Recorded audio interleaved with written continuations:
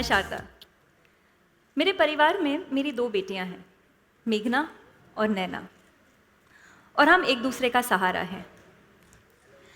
कल तक तो कल तक वो मेरी बेटियां कहलाती थी, लेकिन आज मुझे इस बात का गर्व है कि मैं उनके नाम से जानी जाती हूँ, मेघना और नैना की माँ।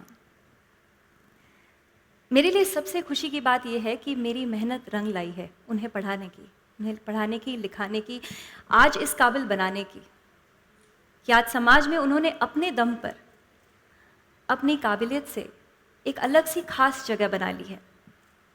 वो समाज जो लड़कों को लड़कियों से ज़्यादा समझता है, आज वही समाज मेरी बेटियों को इज्जत दे रहा है। इससे बड़ी खुशी की बात तो एक माँ के लिए हो ही नहीं सकती, है ना मेरी बेटियां खास? तभी तो मैं एक खास परिवार ढूंढ रही हूँ अपनी बेटियों के लिए, जो उनके गुणों का सम्मान करे, शिक्षा का मान रखे, और तो और शादी के बाद घर चलाने के साथ साथ उन्हें काम करने की भी इजाज़त दे। मुझे नहीं लगता मैं समाज से कुछ ज़्यादा मांग रही हूँ। मैंने ये बात जब अपने पंडित जी से पूछी तो उन्होंने हंसकर टाल दी, ये कहकर कि शारदा जी, बूंदी जैसे छोटे शहर में आपको ये परिवार, ऐसा परिवार तो मिल ही नहीं सकता। मुझे तो तब ताज्जुब हुआ जब मेरा अपना परिवार मुझसे ये कहता है कि शारदा, तुम्हारी बेटियों को अपने सपनों को भुलाना होगा, अपनी नौकरी त्याग देनी होगी। और मैं अपने आप से ये पूछती हूँ कि क्यों? एक्चुअली मैं समाज से पूछना चाहती हूँ कि क्यों?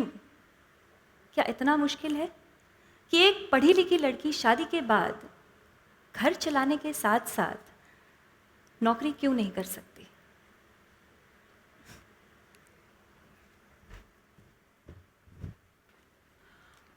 बचपन से सबकी अलग अलग यादें जुड़ी होती हैं, है ना? पर मेरी हर याद में सिर्फ एक ही चीज़ है, मेरी मम्मा काम करते हुए, कभी घर का, कभी स्कूल का, और हमें ये बताते हुए कि मेहनत करने से कुछ भी पाया जा सकता है। और वही तो किया है उन्होंने। सारी ज़िंदगी उन्होंने मेहनत की, इसीलिए कि हमारा भविष्य सुधार सके, हमें इंडिपेंडेंट बना सके। मैंने उन्हें दूसरों के सामने सर झुकाते देखा है। आज मैं खुद पढ़ लिख गई हूँ, अपने पैरों पर खड़ी हूँ। मैं कभी उनके सम्मान के लिए, उनके स्वाभिमान के लिए उनका सर किसी के आगे झुकने नहीं दूंगी।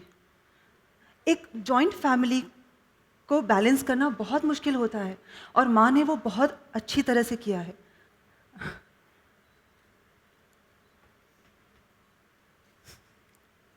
अब उनके स्वाभिमान के लिए मैं कभी उनका सर किसी के आगे झुकने नहीं दूंगी, और ना कभी अपना सर किसी और के आगे झुकाऊंगी। उनके लिए उनके स्वाभिमान से बढ़कर और कुछ नहीं है, और उनके स्वाभिमान को मैं कभी ठेस नहीं पहुंचने दूंगी, किसी कीमत पर नहीं। I forgot my line. जब मैं छोटी थी तो मम्मा ने मुझे और मेरी दी को हमेशा ये सिखाया कि ज़िंदगी में हालात चाहे कुछ भी हो, अपने सिद्धांतों के साथ समझौता किए बिना चलना ही स्वाभिमान है। पता है, हम लड़कियों की ज़िंदगी तब आसान हो जाती है जब हम थोड़े इंडिपेंडेंट हो जाएं। पर मुझे लगता है कि एक नौकरी और उसके साथ जुड़ी हुई कामयाबी, ये सब तभी मायने रखते हैं अगर आपका परिवार साथ हो, आपके अपने साथ हो। और मेरी मम्मा ने तो हमेशा ये किया, अपने परिवार को साथ रखते हुए, मुस्कुराते हुए हर सिचुएशन को हैंडल किया है। नहीं तो जिन हालातों में हम रहे हैं, बिल्कुल आसान नहीं था 2 बेटियों का IIM और IIT कर जाना। हमारी मम्मा ने सब कुछ किया हमारी कामयाबी के लिए। शायद उनके भी कुछ सपने होंगे, वो भी कुछ करना चाहती होंगी, पर मम्मा ने हमारे लिए कभी किसी चीज़ की परवाह नहीं की। माँ का कर्ज तो कौन ही चुका सकता है, पर हमारी मम्मा ने तो अपनी हर खुशी किनारे रख दी हम दोनों के लिए। माँ का ये कर्ज एक जन्म तो क्या, मुझे लगता है मैं 100 जन्म भी लूँ तब भी नहीं चुका पाऊंगी।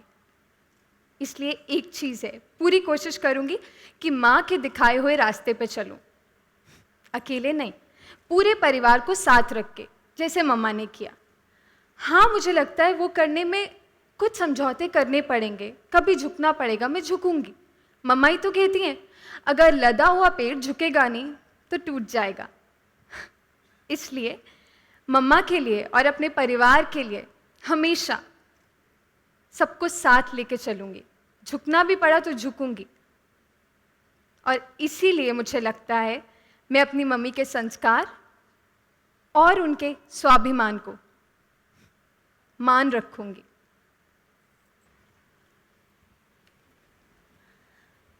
अपने सम्मान के साथ समझौता किए बिना दूसरों का भी मान रखना, यही तो है जिंदगी का असली श्रृंगार, स्वाभिमान। Thank you.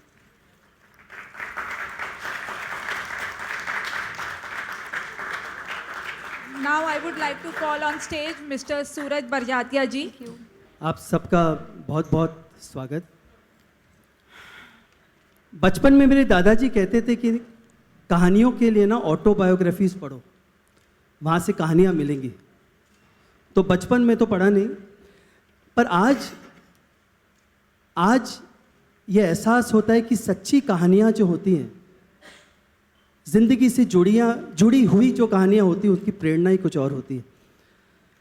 तो मुझे याद है 2 साल पहले एक रिलेटिव ने मुझे अपनी एक समस्या बताई।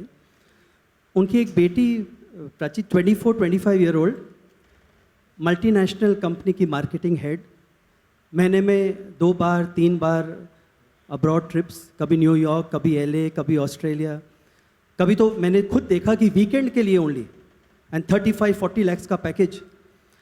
और फिर बात उठती है शादी की।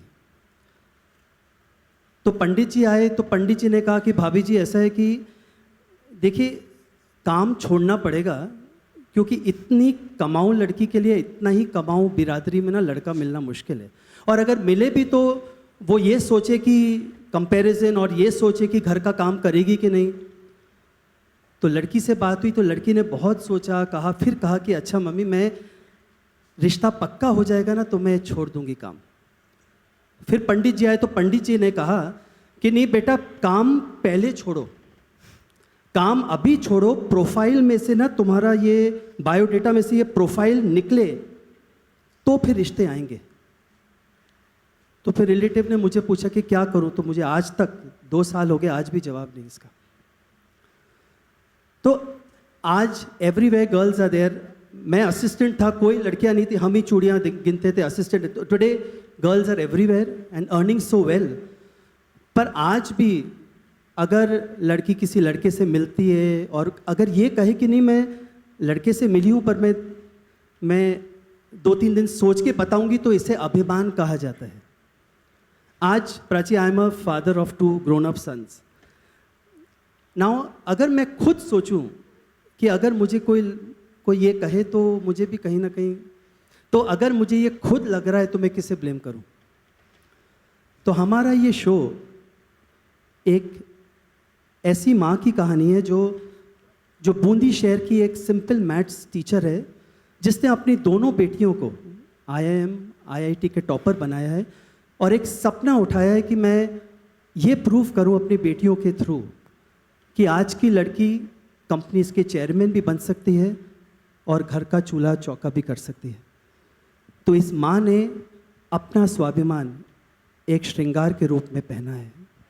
And I am very proud and very happy to have with me Prachi, Sharda, the mother, Sangeeta, Ankita, the daughters, and it's been a wonderful journey with all 3 of them.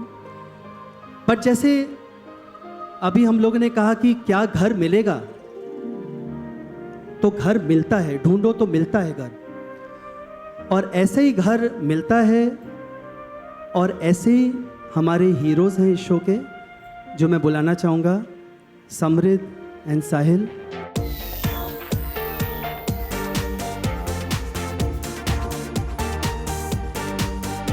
श्रृंगार के जो हीरे हैं ना, वो ये दोनों हैं।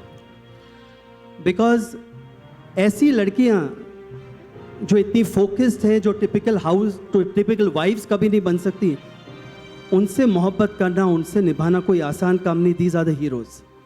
ये हीरोज हैं हमारे। And we have to show dreams. I feel समाज है, समाज में बुराइयां हैं तो अच्छाइयां भी हैं, और ये हमारा कर्तव्य है कि हम अच्छा भी दिखाएं। तो जो श्रृंगार का ताज है, जो श्रृंगार का ताज है और जो ये ताज इन लड़कियों को पहनाएंगे, तो आई विल रिक्वेस्ट दैट परिवार टू कम प्लीज। तो ये जो शो है ये समर्पित उस लड़की के लिए है जिसकी शादी आज भी नहीं हुई है, आज भी ट्रैवल कर रही है, और उसकी माँ आज भी आशा में है कि कोई आएगा और ज़रूर आएगा। ये मेरा दृढ़ विश्वास है कि आता है, ढूंढो तो आता है। तो आज ये पूरा परिवार हमेशा राष्ट्रीय की तरह फुल, एंड आज हम सब थैंक्स कहना चाहेंगे हमारे डायरेक्टर विक्रम घाई के लिए, DOP Dinesh Singh, Tina for this lovely set and for her passion, Raghavendra lyrics, everyone who all are here, and सबसे ज़्यादा हमारी core team, Devansh my son, he is the head of production, पैसे वही देता है, Fatima creative director, Vidhi creative head, and सब writers सुशील, शिल्पा, मनु, निशिकांत, प्रांजल, जिनका सपना ये है और एक दृढ़ इंस्पिरेशन कि ऐसा स्वाभिमान सब जगह आए। And last but not the least, a big thanks two colours, Manisha for her vision, Sonal for her guidance, Shipra, उत्सव फॉर द एनर्जीज। तो ये जो श्रृंगार है, इसमें जो कलर्स हैं वो वाकई कलर्स का है। Thank you so much. I would request you to stand close for the photo up here.